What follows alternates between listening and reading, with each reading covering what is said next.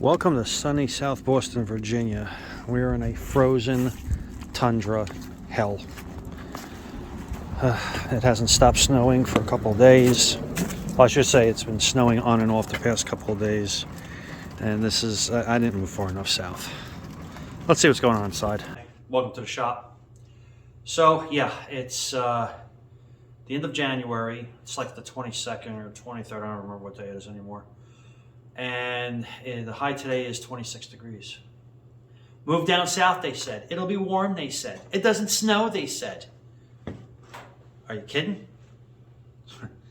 Anyways, so during the week when we're working, the shop is really, really loud. We've got heaters going, we've got grinders going. It is impossible to get any kind of quality videos unless I stay till 7 o'clock at night and hold off some of my work to do after everybody else leaves. So it's Saturday. I'm going to try to give you guys a little quick catch up here. Probably from what you saw earlier in this video or maybe a previous video. Not sure how I'm doing that yet. So Galaxy. So the Galaxy, Kevin and Randall have been absolutely tearing through this. Cut out a big part of the floor section here that I got to fabricate a new one for. Some cross member work that needs to be done. We found holes under the cowl behind the dashboard. Got to get that squared away. I cut a little bit more out of the quarter panel because we have a parts car with a good quarter on it. And then I made up this piece for the inner. Fits in there like that. And then that'll get cut to trim. So that's moving along. And the Wagoneer, let's see what's going on over here. So the Wagoneer, I got the rear cross member. There was a couple of holes in it, so I just got those welded in and done. The big problem we have is, if you're familiar with the Grand Wagoneer, you know that there should be a cross member right here, and there's not. So that's over here on the workbench. Now, this is the midship cross member for the frame. It is completely past it. Okay, and also where the metal, these two pieces join, this is all coming apart. There's no point in trying to fix this. So, what's a guy to do, right? Let's make another one.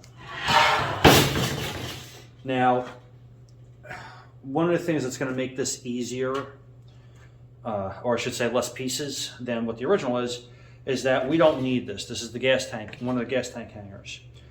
We don't need this because this has a LS motor in it. We put an S10, gas tank behind the rear axle. So I don't need this at all. What I do need is for this to curve up the way that this does to clear the drive shaft. So this is made out of 3/16 steel. My original intention was to take a piece of square tube, but it's quite a bit narrower than what was there originally. I'd still have to bend it, you know, so how am I going to bend it? Well, my bender doesn't do 3/16 wall. Actually, I should say I don't have the dies for it, okay? I only have dies for 1.5 inches. I'm sorry, 1 inch. 1 inch. And then I still have to build plate to come down and still have a flat piece on the bottom. So we might as well just do the whole thing out of plate. And I would bend this just simply by cutting notches and then bending this how I want it to go. But there's going to be several notches. The other thing is, look at this. This is where the mounting feet would go above. Can you guys see that? Yeah. These are where the mounting feet would go on top of the front spring mounts.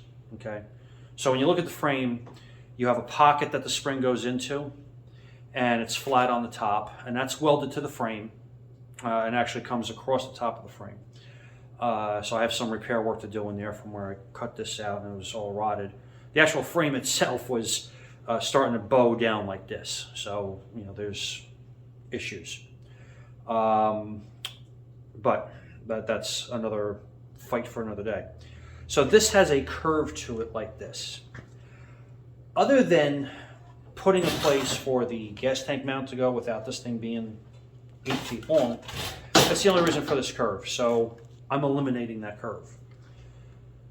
The only other piece I have to put onto it is this bracket, which is an exhaust hanger. I said there's an LS motor in it, so it has a custom exhaust. Nothing is factory. So this will have to go back on. That's the easy part. Big part is figuring out how to do this. So here's my plan. I know the width of this bottom plate here.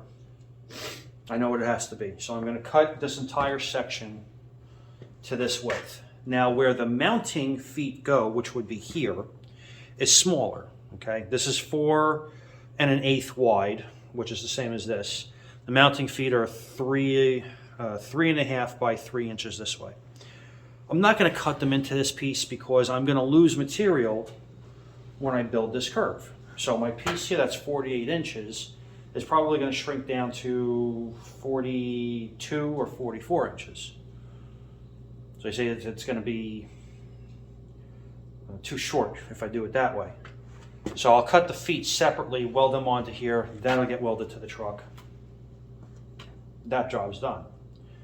Now, I know somebody's looking at this and say, well, how the hell are you going to do this part? It's a very good question. I haven't quite figured that out yet, though. What I think is going to happen is I'm just going to make this all individual strips. So this will be a strip, this will be a strip, the back side will be a strip, and where it's flanged on the bottom to weld to this piece. Okay, because this is 4 1/8. This is only 3 inches, I think it was.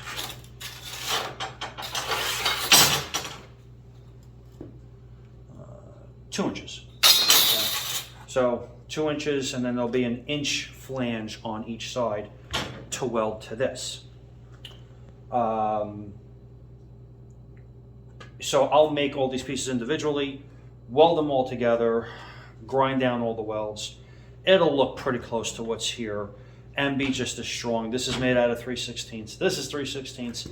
I don't expect any problems. Again, we don't have to put this piece on here.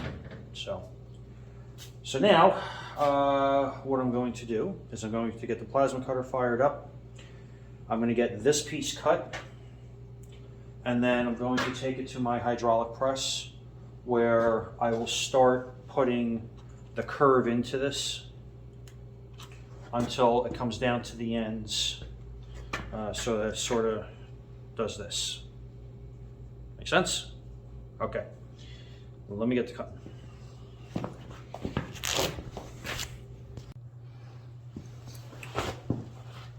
Well, that was brilliant. So instead of hitting video, I hit camera and took a picture. But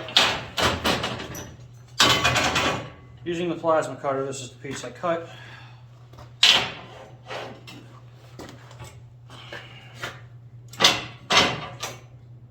So that's kind of the idea of what's going on here. So what I did is I left it a little bigger because there's always slag.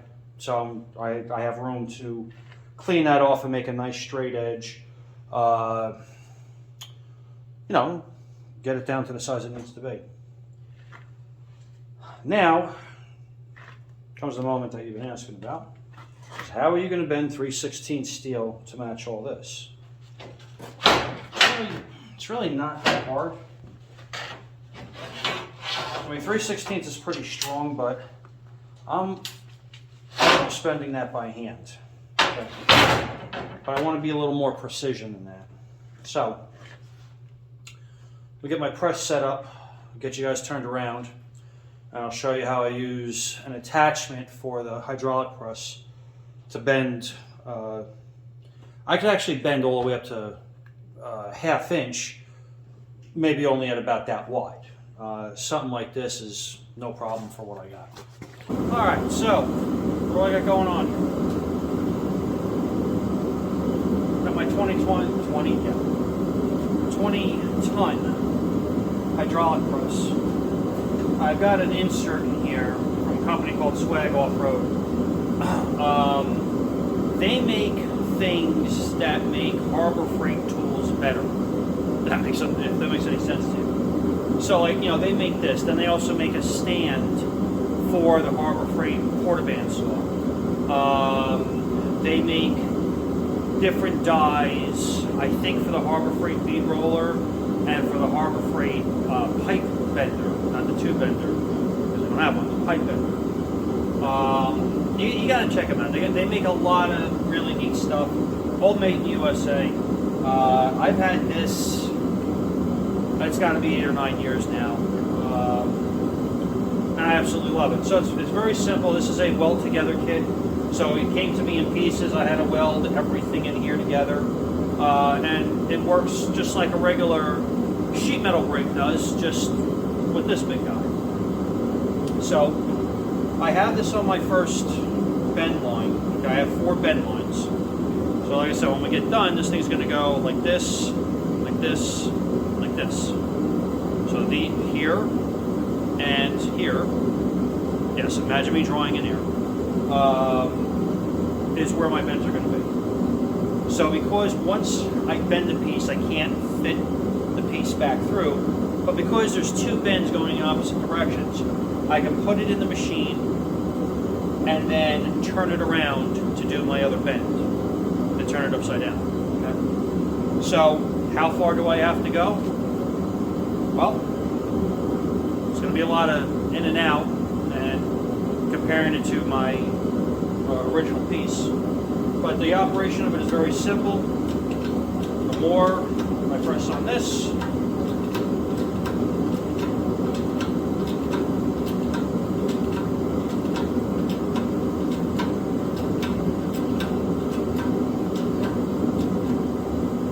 more it bends.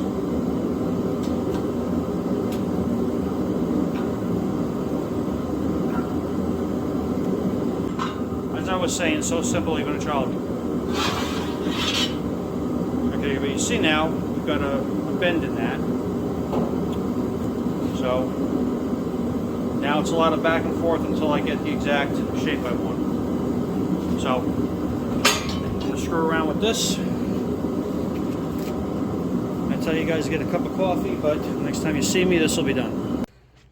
Alright, so after, I don't know, 10 minutes with the bender, marking out my lines, here's what we come up with. So, new piece is in front of the old piece. We'll look down through here.